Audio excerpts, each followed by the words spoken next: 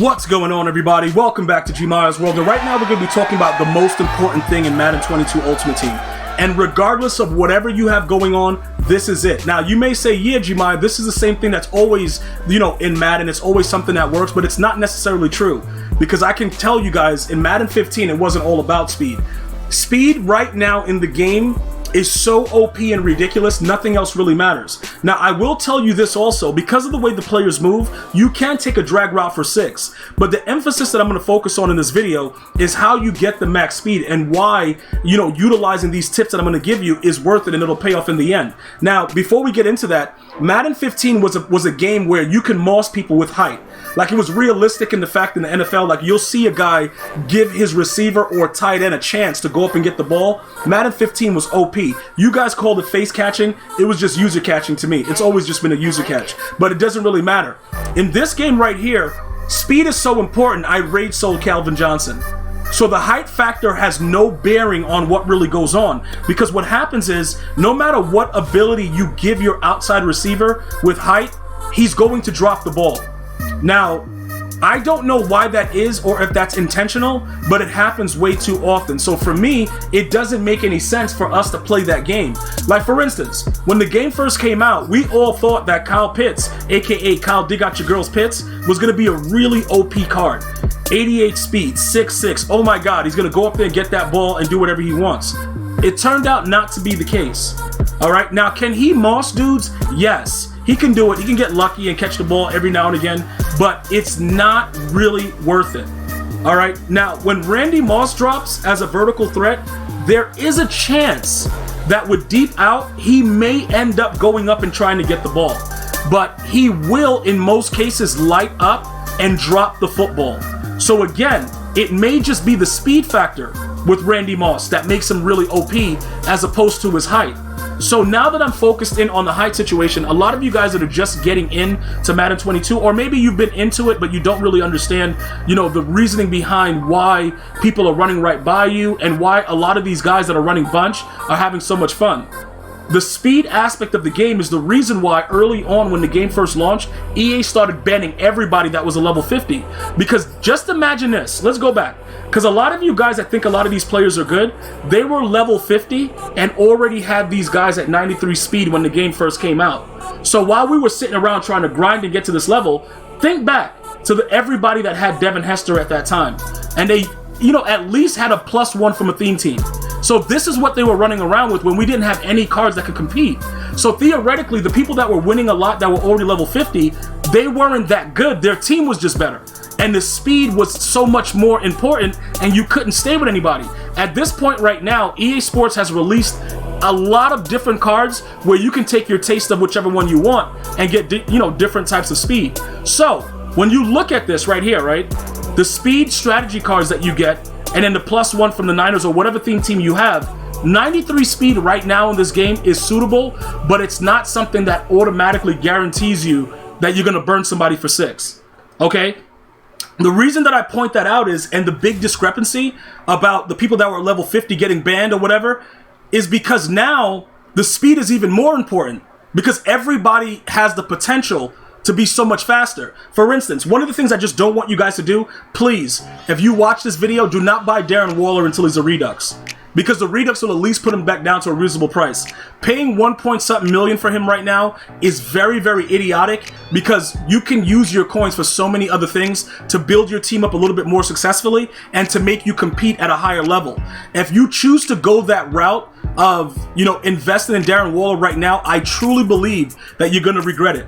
Because you can save at least 400 to 500K if you just wait until the Redux drop in October. All right? So, getting back to the speed and why it's so important. Jerry Rice right now with just a +1, right, for a theme team is 95 speed. A lot of people when he first came out, they went Raiders, Seattle Seahawks, whatever, and they have him maxed out at a 96. This is so critical because most of the players that you play, the matchmaking system in Madden is really idiotic.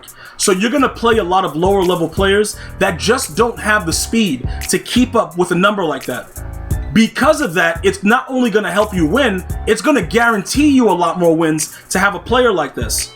Okay, so this is very, very important that you take a look at it and understand what's going on, because Once you figure out the system in which this game works, you'll start to understand more of what I'm trying to explain. Calvin Johnson, the only way he would have been good is if you use the Lions theme team. But we got to be honest, there's not a lot of us out there. Nobody is willing to do that for a Lions theme team because at most, you're going to get what? Night Train Lane when he drops and Calvin and maybe a few other pieces, probably Matthew Stafford, but it's not really worth it. Cards like this that you can add that +1 from a theme team and use the strategy cards, these are key.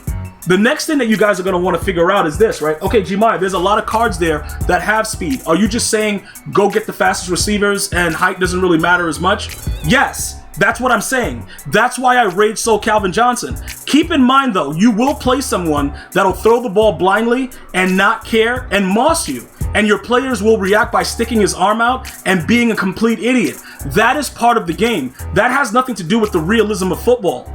And you guys got to understand the differences.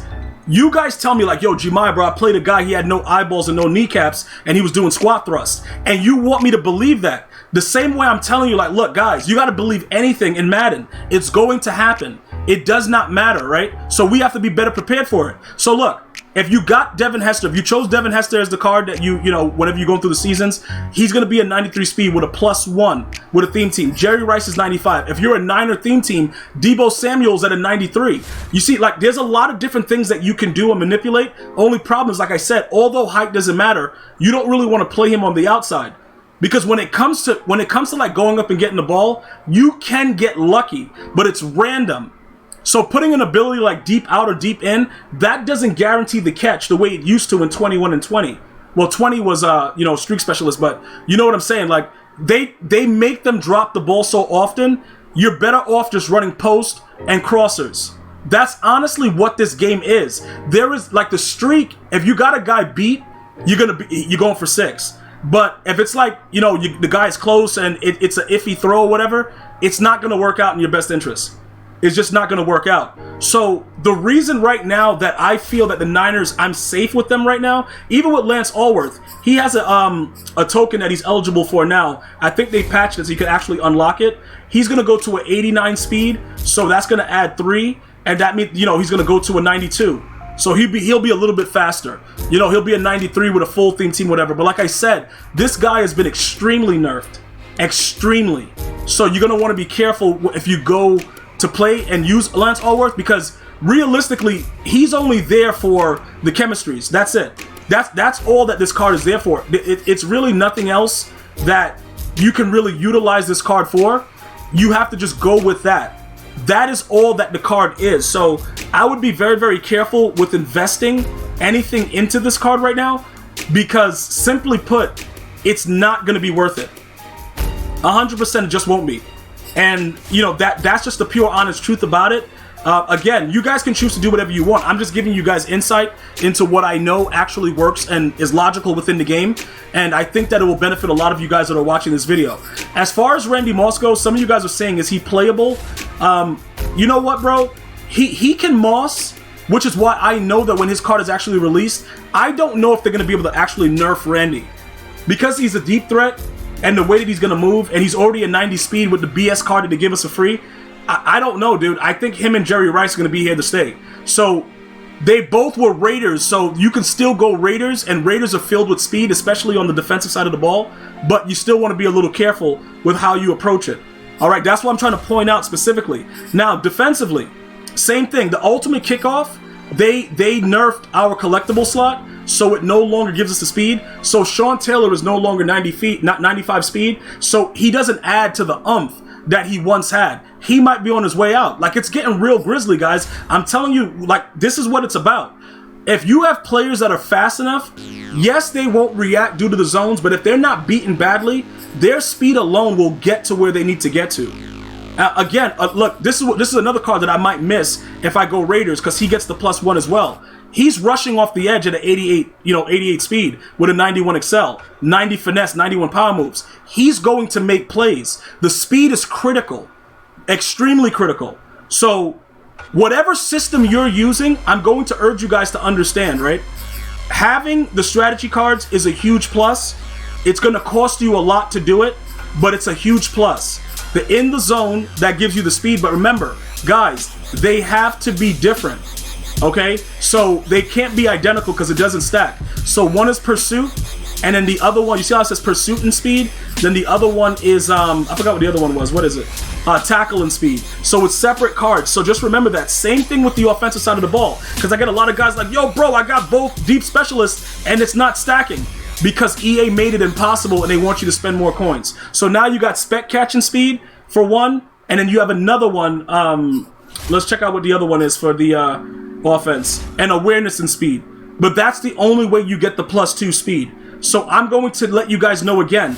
It cost me, for the offensive side of the ball, 13 or 14 different rolls with the fantasy pack for the offensive side of the strategy cards. It's not cheap, all right? But the investment is going to pay off in-game because the speed is that critical, and I just believe you need it.